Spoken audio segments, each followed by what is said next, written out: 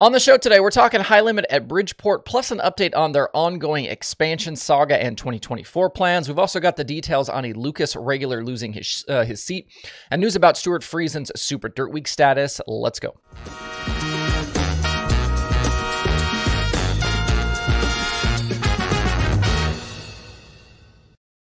It's Tuesday, October 3rd. I'm Justin Fiedler. This is DIRTRACKR Daily. The Hight Limit Sprint Car Series is back to racing tonight with just 2 shows left in the season. After today at Bridgeport, they'll then head to Lincoln Park next Tuesday night for the season finale. Kyle Larson continues to lead the series championship, but Rico Abreu has closed to within 20 points. The points breakdown for Hight Limit is a little different than what we see with the Outlaws and with the All-Stars. A win with Hight Limit is worth 100 points, second is 95, third 92, then it's 2 points per position down to 9th, then just a single point per position from there. On average through the field, it's just shy a point and a half per position. So if you figure it's 100 points to win, it's like 64, 65 points for 24th. If you average that over the whole field, it's about 1.45 or 1.46 points per spot. So based on that average, Rico trails Larson by about 14 feature spots with these 2 main events still left to run. It's not impossible to overcome that, but I do think it'll be tough. I think like we saw last week at Lernerville, Larson will probably need to have some trouble or make some mistakes here down the stretch for Rico to make a charge. If you remember last week at Lernerville, Larson got up on the bike late, fell back down through the top 10. Rico made a charge to the podium late, and I think you'll probably have to see something similar like that in these last 2 shows for Rico to have a chance. Season champion here with Hight Limit will earn $30,000. As of last night, they've got 30 cars on the pre-entry list. Larson, Rico, Anthony Macri, Justin Peck, Brent Marks, Justin Sanders back in the Macri Motorsports 39M, Tyler Courtney. All of those guys will be joined by several PA regulars like Danny Dietrich, Freddie Raymer, Devin Borden, all those guys on the list. With some quick research, it looks like we've had 6 drivers attempt every Hight Limit show in 2023. They are Larson, Rico, Corey Eliason, Chase Randall, Ryan Timms, and Dusty Zomer. Of that group, Larson, Rico, Eliason, those are the only ones who have participated in all 9 features in 2023.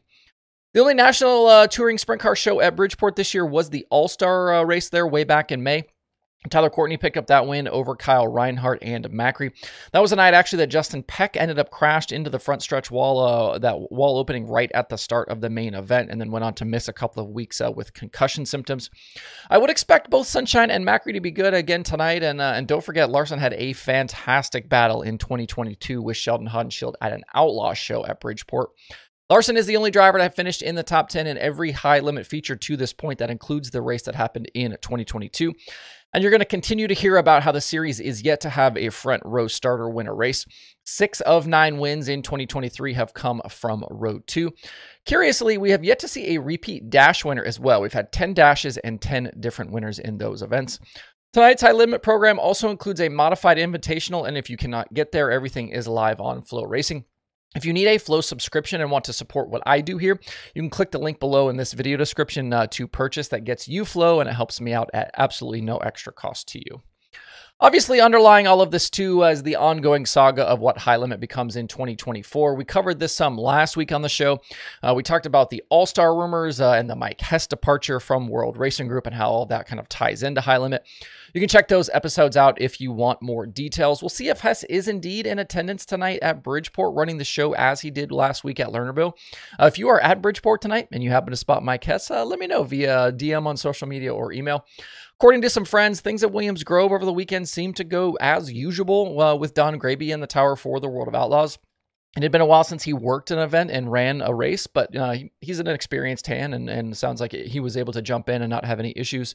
There's also chatter that Brad Sweet is already working on tracks to line up dates for an expanded Hight Limit slate next season. That includes some spots on the schedule that have traditionally been with other series. I still think, though, that we won't get anything official from Hight Limit until after the Outlaw season has concluded. That 5th title is important to Brad, and it's important to KKR. And I guess he'll avoid any of this publicly until after that has been sewed up at World Finals. We had heard maybe things wouldn't happen until PRI. There's a chance maybe things happen sooner than that, but I still would expect things to probably not really blow up until after the Outlaw season has concluded. We talked last week on the show about how quiet the dirt late model silly season has been, with only a scattered move here and there. We know that Max Blair and Boom Briggs are parting ways for 2024, and yesterday we got the announcement of another driver and team splitting up. Lucas regular Spencer Hughes revealed that he and PCC Motorsports and car owner Craig Sims will go their separate ways for next year. The pairing will run the Dirt Track World Championship and the Fall Classic at Why Not, and then that's it. In a release, Sims said the rising costs to compete have forced him to scale back his operation. Before their 2 seasons together, PCC had previously fielded cars for Kyle Strickler and Hudson O'Neal on the national stage. Out with Lucas full-time, Hughes was 9th in the standings a year ago, but a much deeper Lucas field this season has made things a lot tougher. Even with some improvement in performance, Hughes heads to Eldora in that final weekend. He's just 12th in the standings. I do think it's important to point out, though, that in his second full year on the road, Hughes did make strides as a driver. His average finish was a spot and a half better, and he had more top 5s and more top 10s than a year ago. Unfortunately, though, no wins in his 2 seasons, just a single lap led with Lucas in 2023. That was the opening circuit of the North-South 100 at Florence. Overall, just 2 victories this year, both at Why Not, one actually in a modified and then the other in a 604 late model. I've got Hughes at $116,000 in Lucas winnings for the year, and even with some of the Lucas benefits and their sponsorship, it's tough to make ends meet that far down the order for a team owner. Not surprising here that Sims is being forced to kind of make this decision, and this is kind of what happens with some of these teams. The further down the order you get, the economics just don't really add up. No word yet on plans for either side for the future. As for other dirt late model changes, I'm sure more are coming. I know there continue to be rumors about Shane Clanton's future with the Skyline team, but nothing has been official on that side to this point, and then we'll see what else pops up in the coming weeks and months.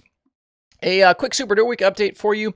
I mentioned on the Monday show that Stewart Friesen had that nasty crash in the NASCAR Truck Series race at Talladega this past weekend, and there was some question about what his status would be for Oswego. This morning, he announced that he's going to give it a shot and see how the week progresses. Supposedly, he is dealing with some pain in his lower back and will work with his doctors through the week to see how things go. His wife, Jessica, could be a fill-in driver if needed. If you're in the area and want some racing tonight around Super Dirt Week, Weed Sport has 358 Modifieds, Sportsman, and the Empire Super Sprints. Official Super Dirt Week racing begins tomorrow with a full afternoon of practice, plus then racing shifting over to Brewerton tomorrow night. Elsewhere tonight, the USRA Nationals get going at Lucas Oil Speedway in Wheatland, Missouri. Racing continues every day through Saturday, and that will include action for the Modifieds, Stock Cars, B-Mods, Hobby Stocks, and Tuners. Grandstands at Wheatland are open all week, and you can watch it live over on Racing Dirt if you cannot get there. That's it for the show today. Make sure to stop by DIRTRACKR.com to check out today's streaming schedule. Hit up the analytics section to get your fantasy picks research done. We are approaching 1,800 races worth of data across all sorts of your favorite racing series, so check that out today, DIRTRACKR.com/analytics. Hope you guys have a great Tuesday out there. We'll see you right back here tomorrow.